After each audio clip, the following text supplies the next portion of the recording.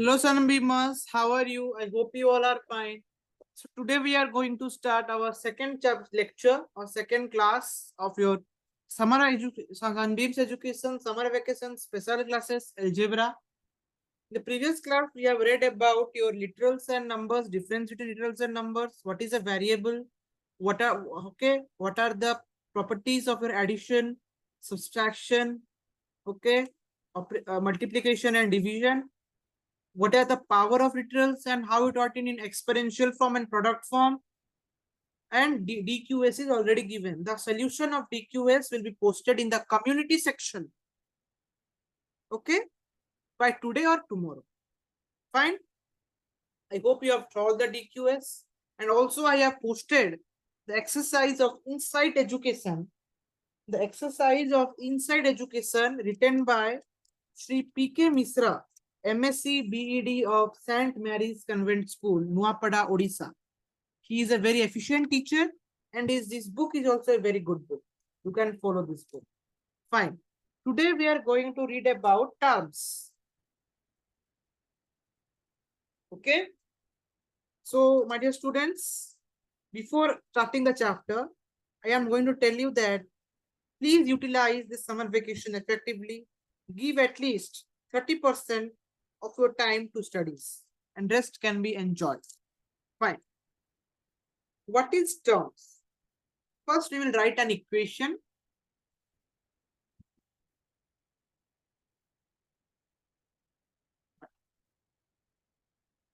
Before writing equation, let me change into italicized. A plus 2b minus, here we have equation.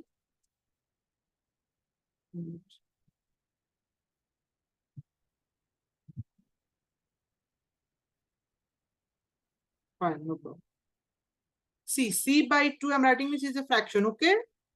C by 2 plus 5. Fine. This is the equation. So, we can say expression, not equation, expression. This expression has how many parts?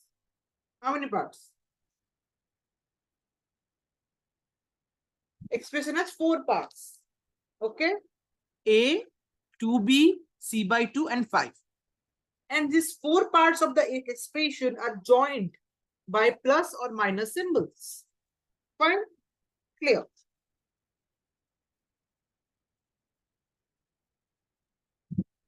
In an expression, the parts which are separated by the signs of plus or minus are called as terms of the expression. This is a term. Separated by plus or minus, term. Separated by minus, term. Separated by plus, term. The part of the expression separated by plus or minus are called terms. Here A is a variable and it is separated by plus, it is a term. 2b is a variable separated by separated by plus and minus, it is a term. C by 2 is a variable separated by minus and plus, it is a term. 5 is a constant separated by plus, it is also a term. So how many terms are there in this expression? There are 4 terms in this expression. Fine. See, my dear children, one important thing is, if I say, sir, you have told that this expression is separated. In this expression, the variables and constants are separated by plus and minus. So we can call that there are 4 terms. If I will give you a question now.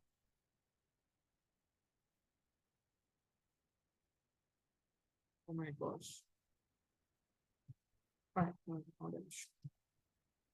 B into type plus 7 S. How many terms are there in this equation? Can you guess? How many terms are there in this equation? No, there are only 2 terms. I think maximum of you may be thinking 3 terms. But what I have told, if an expression is separated by plus and minus, then only we can consider that as a term. Here the expression is separated by a multiplication. So we can rewrite this as 5b plus 7s. So now how many terms are there? Tell me. 5b plus 7s. How many terms are there? How many terms? 5b plus 7s. 2 terms.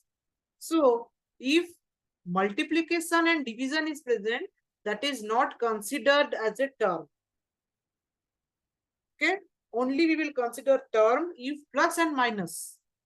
If they are separated by a multiplication and division, we will not consider it as a term. See here, c by 2, c divided by 2. Did we consider it as a term? No.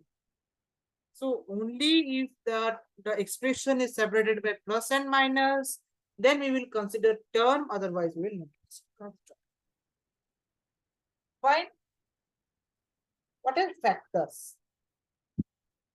Factors. Understand now factors. Okay. Let us give a very good heading. Factors. Terms are over. For terms, you have to write some characteristics also. Terms can be constant. You may write in your copy these lines. Terms can be constant. Terms can be variable. Delete it. Okay. Terms can be constant, variable, but only considered when they are separated by plus and minus. Okay. Now factors.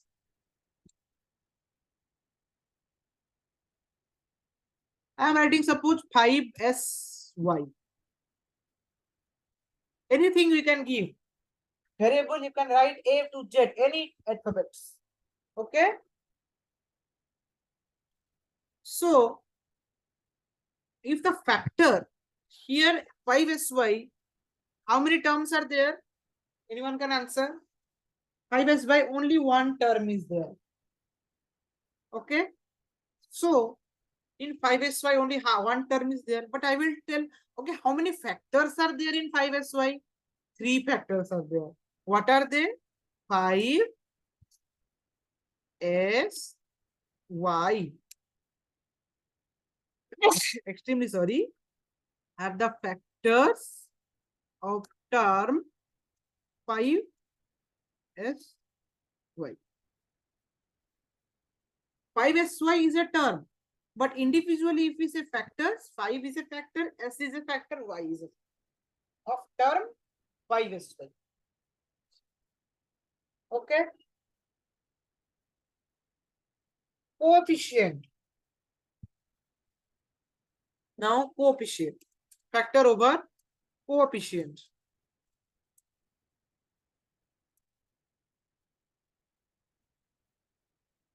Coefficient. See, now we have learned term, factor, then coefficient.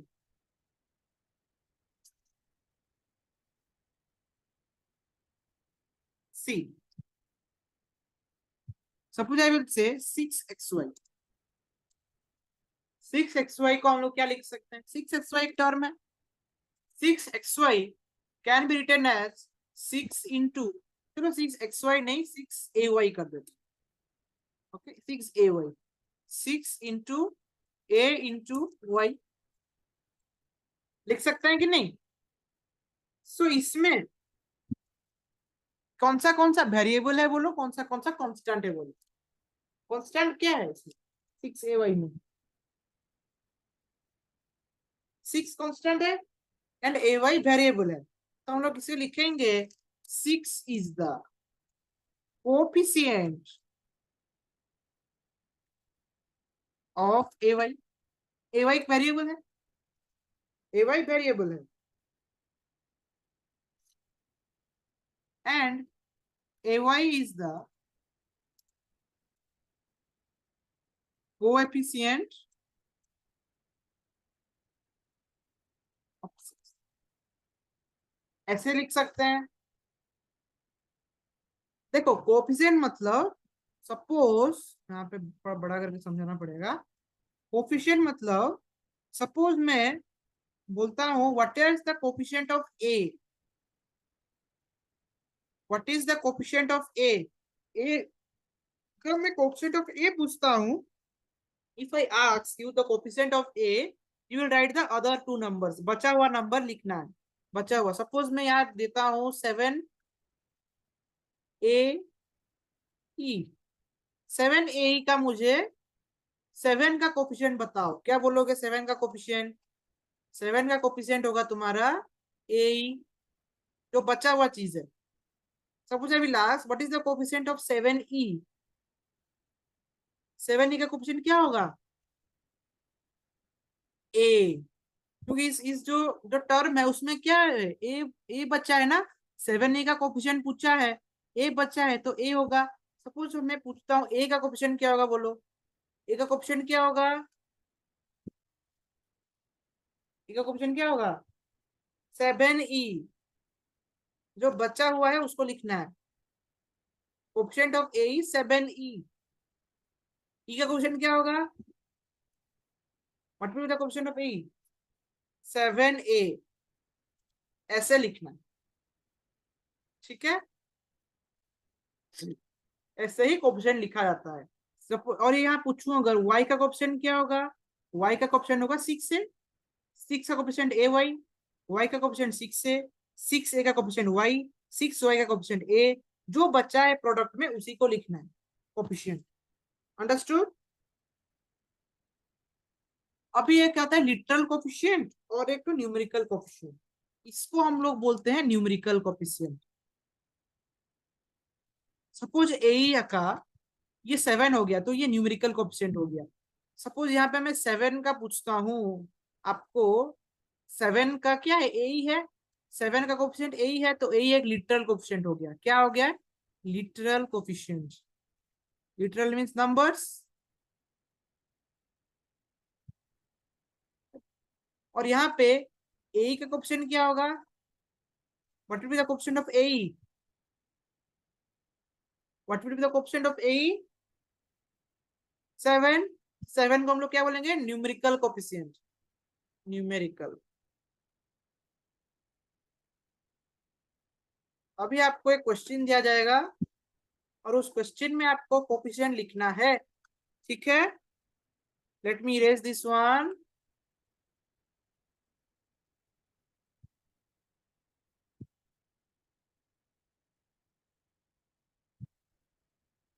Hi, question is, आपके पास product दिया है 9CZX। 9CZX, coefficient of, right the coefficient of. ठीक है, कोएफ मतलब coefficient. इसका किसका लिखना है कोफिशिएंट? 9X का लिखना है कोफिशिएंट आपको। सी का कोफिशिएंट लिखना है, CZ का कोफिशिएंट लिखना है, 9Z का ऑप्शन लिखना है, और आपको 9 का ऑप्शन लिखना है। आपको यहाँ पे एक्स का ऑप्शन भी लिखना है। इतना है आपका क्वेश्चन। 6 क्वेश्चन, मिनिमम टाइम लेके आंसर सॉल्व करना है। ठीक है, आंसर उसके बाद पता चल जाएगा। वीडियो को पॉज करके आपको आंसर सॉल्व करना है, फिर मैं आंसर रिवील करूंगा तो आपको चेक भी कर। ठीक है, ओके ओके। अभी जो आंसर है वो तो आपको पता चल गया होगा, आपने लिख दिया होगा। आंसर चेक करते हैं। 9x का, 9x का क्या होगा? CZ। सी का क्या होगा जो बचा है? 9ZX। 9ZX या XZ भी लिख सकते हो, कोई प्रॉब्लम नहीं। CZ का क्या होगा? 9x। 9Z का क्या होगा? CX। जो बचा है उसी को लिखना है। 9 का क्या होगा? CZX। CZX बचा है। और X का क्या होगा? 9CZ। Very very easy. ठीक है, ये हो गया आपका टर्म्स। अभी हम समझेंगे like terms and unlike terms. ठीक है, इसको समझते हैं, इधर ही समझ जाएंगे इसको इरेज करके।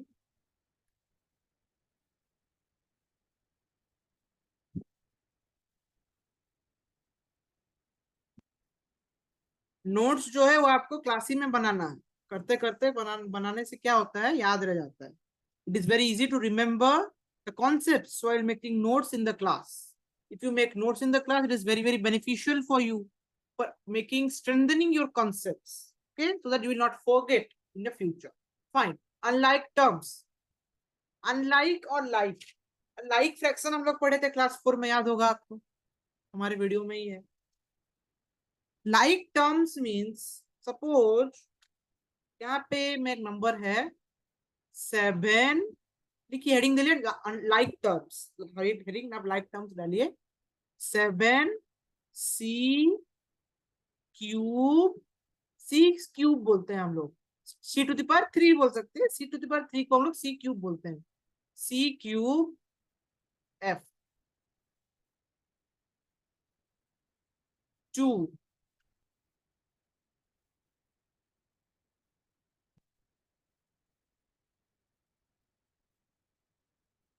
ये दो टर्म्स को देखिए, यहाँ पे अगर आप ध्यान से देखेंगे, if you look at it carefully, c⁻f जो वेरिएबल वाला पार्ट है, लिटरल्स है, वो कॉमन है कि नहीं? Are they like terms? Yes, they are like terms.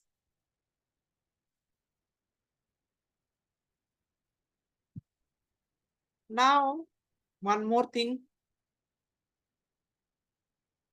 9ab⁴,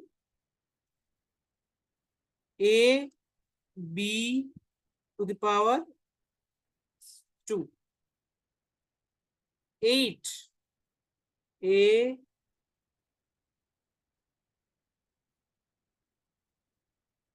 इसको आपको बताना है लाइक है या अनलाइक है।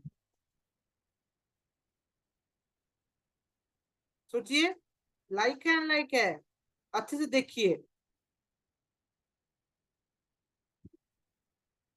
अनलाइक, सब अनलाइक बोल रहे हैं जो जो, उनका आंसर ठीक है। ab² और a b⁴, या 8a⁴b दिया है, ये लोग मिलते नहीं है कि नहीं, लिटरल्स मिलते हैं नहीं, ये क्या होगा आपका अनलाइक। इतना ही है आपका लाइक और अनलाइक, कुछ नहीं है। ठीक है, सिंपल। तो अलजेब्राइक एक्सप्रेशंस देखेंगे अभी। We have seen terms, factors, coefficient, like and unlike terms.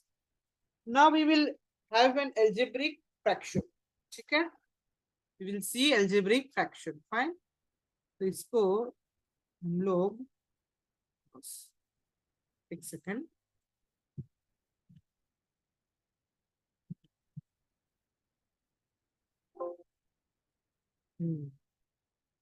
यहाँ पे हम लोग लिखते हैं algebraic fraction. If you are facing any doubt, I have already told you, Doubt Engine is available for 24 hours. You can go to our Doubt Engine in our website and ask your doubt. Okay, you can post your questions there also by taking the photo of your questions. Okay, algebraic expressions. Algebraic expressions. देखते हैं algebraic expression में क्या होता है। यहाँ पे हम लोग एक algebraic expression लिखते हैं। ठीक है, हम लोग इसको लिखते हैं, थोड़ा सा टाइम लगेगा, it will be a lengthier class, कोई बात नहीं, we have much time. Okay, let us write one algebraic expression here.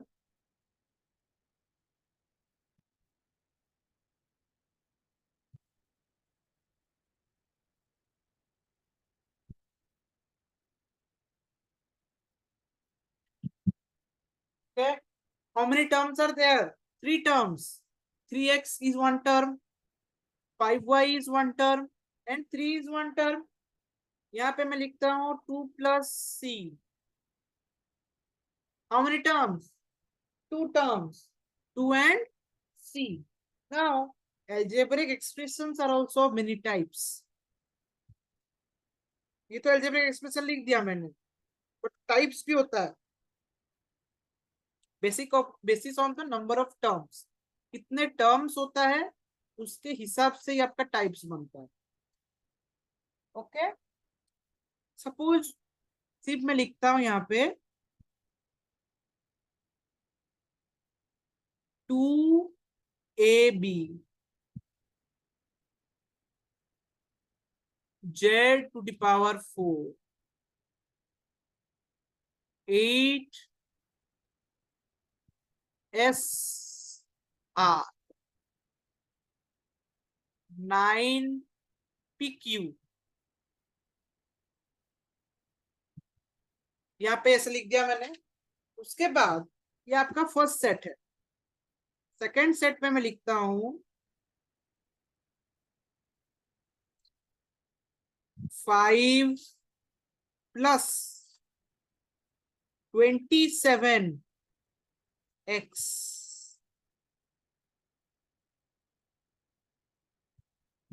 21 + c² c⁴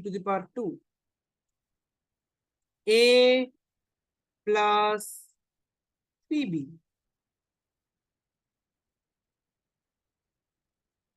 5 number third वाला में देखो c/2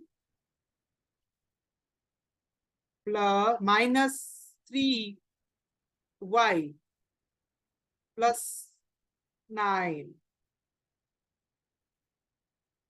x + 2y + 3z। और फोर्थ वाले सेट में मैं लिखता हूं, फोर्थ वाले सेट में हम लोग लिखेंगे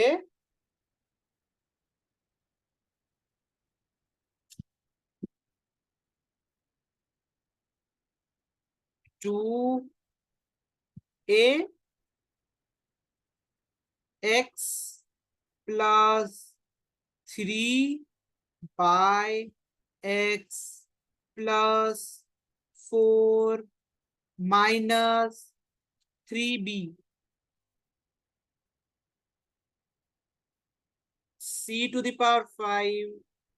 + 9 a + b + c⁵.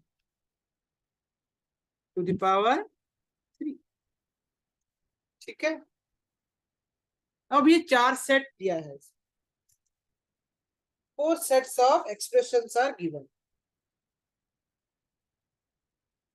यहाँ पे फर्स्ट सेट को अगर हम जाते हैं, क्या लिखा है 2ab z⁴ अलग अलग एक्सप्रेशन है, कॉमा दिया है यहाँ पे, ठीक है, सेम नहीं है, अलग अलग है। कितना टर्म्स है इसमें? 2ab में कितना टर्म्स है तो बता सकता है? 2ab में कितना टर्म्स है? 1। z⁴ में कितना टर्म्स है? 1। 8SR में कितना टर्म्स है? 1। 9 pq में कितना टर्म्स है? 1। इसका नाम हम लोग दे देंगे मोनोमियल।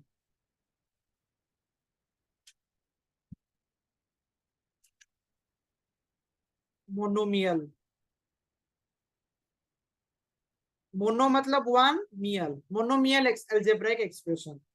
सेकंड सेट में आते हैं 5 + 27x।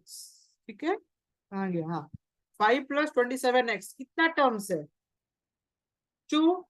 21 + c⁴ कितना टर्म्स है? 2। a + 3b कितना टर्म्स है? 2। तो इसको क्या लिखेंगे हम लोग? बायनोमियल। बाय मतलब 2, बायनोमियल, नाम याद रखो, बायनोमियल। ठीक, c/2 - 3y + 9 कितना टर्म्स है? 3। x + 2y + 3z 3, क्या बोलेंगे हम लोग? Trinomial. Algebra is the most easiest part of mathematics.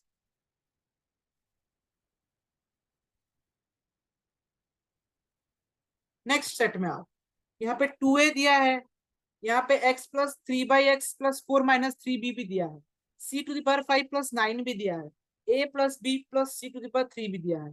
तो आपको डाउट हो रहा होगा सर ये तो मिक्स दे दिया आपने, इसको क्या लिखेंगे? अगर आपके पास एक्सप्रेशंस में मोनोमियल भी हो, बायनोमियल भी हो, ट्राइनोमियल भी हो और मल्टीमोनियल भी हो, मल्टीमोनियल मतलब 3 से ज्यादा, सपोज हम इसको, ये जो है ना x+3+x 3/x+4 - 3b, this is known as your multinomial, this one is known as multinomial, multinomial बोल देंगे, मल्टी मतलब 3 से ज्यादा। अगर ये से दिया है तो हम इस सेट को बोलेंगे पोलिमोनियल्स, पोलिनोमियल बोलते हैं, पोलिमोनियल नहीं, आई एम सॉरी, मल्टीमोनियल नहीं, मल्टी नॉमिनल, मल्टी नॉमिनल, ठीक है, स्पेलिंग एरर्स हो जाता है, कोई दिक्कत नहीं है। पॉलीमोनियल्स, ठीक है, polynomials means bi, mono, bi, tri, multi, कुछ भी होता है, पोलिनोमियल्स, नोमियल्स, हाँ, NMO, पॉलिनोमियल्स, ठीक है, fine.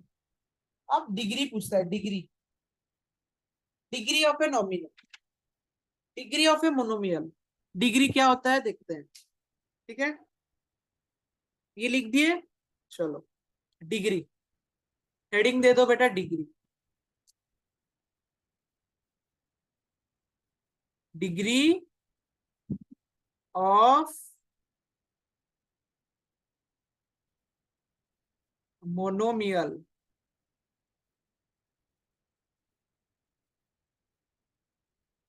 Suppose, pen colour change कर देने से अच्छा लगता है बच्चों को, चेंज कर लेते हैं।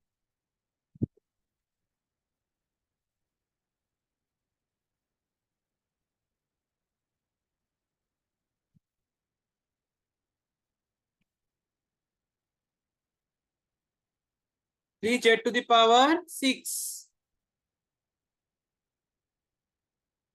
x⁴ 2, तीन क्वेश्चन दिया है। अब इसमें आपको पूछा है डिग्री, डिग्री क्या देंगे आप? चलो और एक दे देते हैं,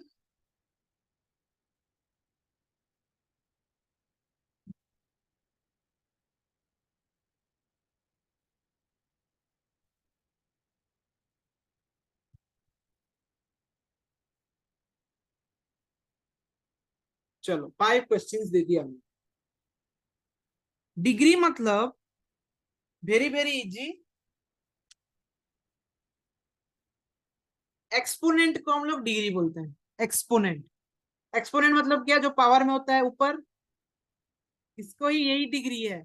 डिग्री ऑफ 8c क्या लिखेंगे? 8c⁵3, डिग्री ऑफ 8 c⁴ क्या लिखेंगे? 6, पावर में क्या है 6, तो 6 लिखेंगे। x⁴ 2 क्या लिखेंगे? 2। यहाँ पे r के पावर में कुछ नहीं है, क्या लिखेंगे? 1।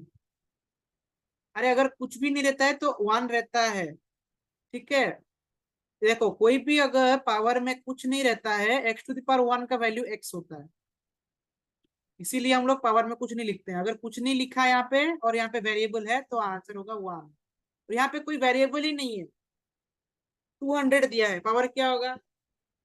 0, पावर 0 होगा। सर पावर 0 कैसे बोल दिए? एक रूल होता है, एनी नंबर और वेरिएबल टू दी पावर 0 उसका वैल्यू 1 होता है, a⁴ 0 का वैल्यू 1 होता है, x⁴ 0 कर दो, वैल्यू 1 होता है। तो अगर मैं यहाँ पे 200 की जगह पे 200 c⁴ 0 लिख दिया तो इसका वैल्यू 200 होगा कि नहीं? तो 200 इंटू 1 200 होगा कि नहीं? तो अगर कुछ नहीं दिया है तो क्या लिखोगे? 0। अगर यहाँ पे वेरिएबल के ऊपर कुछ नहीं दिया है तो 1 लिखा होगा, तो वही लिख देना। Okay, it is clear? Okay, degree of a monomial हो गया। फिर डिग्री, अभी आपको डाउट आ रहा होगा, अगर पॉलिनोमियल दिया होगा तो क्या करेंगे। अब तो मोनोमियल बोल दिए कितना अच्छे से, पॉलिनोमियल दिया होगा तो क्या करेंगे उसको भी बता देंगे, उसको भी बता देंगे, तो वो भी हो जाएगा। इसको लिख दो, नेक्स्ट पेज में हम लोग जाते हैं। चलो अभी ब्लैक यूज करते हैं, थोड़ा अच्छा लगेगा। ठीक है, लिखो डिग्री ऑफ पॉलिनोमियल।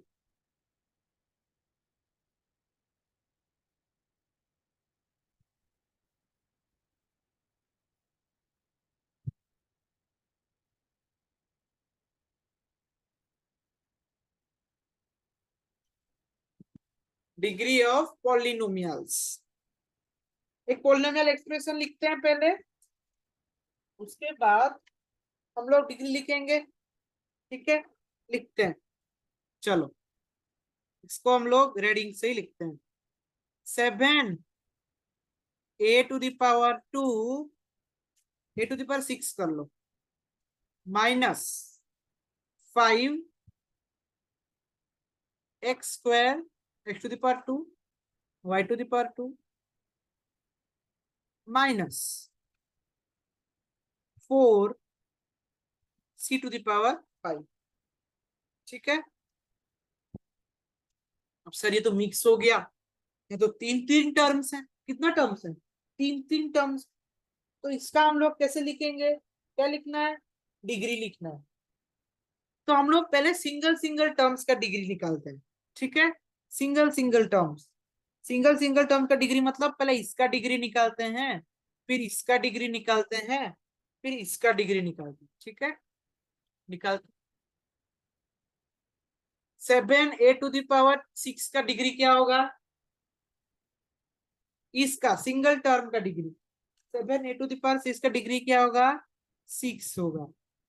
यहाँ पे 5 x to the power 2 y to the power 2 का डिग्री क्या है, बोलो, ये बोल दो।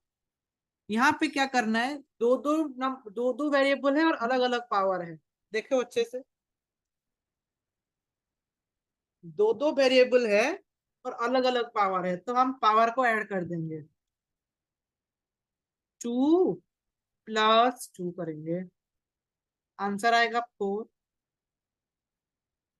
तो इसका क्या होगा 4, इसका क्या दिया है 5, तो 5 होगा 4 टू द पावर 5। अब हम लोग इंडिविजुअली सबका डिग्री निकाल दिए।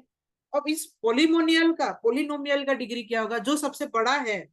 6 4 5 में कौन सा बड़ा है, 6 बड़ा है। Which is the greatest number among 6 4 5? 6 is the greatest number. So what will be the degree of this polynomial or polynomial? The degrees of this is 6. Because हम लोग individual terms will find the degree of individual terms and check which one is the greatest degree. The greatest is 6, so degree will be 6. Fine, clear, clean. Okay, fine. In the next class, we will be learning to find the value of algebraic expressions, because the topic is little bit cringy and important. थोड़ा आपको नया लग सकता है, ठीक है, substitute करके उसे डालना थोड़ा आपको नया लग सकता है, इसलिए I am shifting that to the next class. Okay, and next class our basic algebra chapter will be over and we will move to linear equation in one variable. So for today only this much. Daily question sheet I am not giving today. Rather, you have to solve the exercise which is given in the your description link, and answers to the exercise will be also given. Okay. Next class will be probably after 2 days. In that, we will complete this chapter. Any doubt you are facing in concepts or in questions, you can directly ask me in the doubt engine group. Okay, I will definitely answer your doubts within 24 to 48 hours. Fine. Okay, so this for this only this much for today. Thank you. See you in the next class.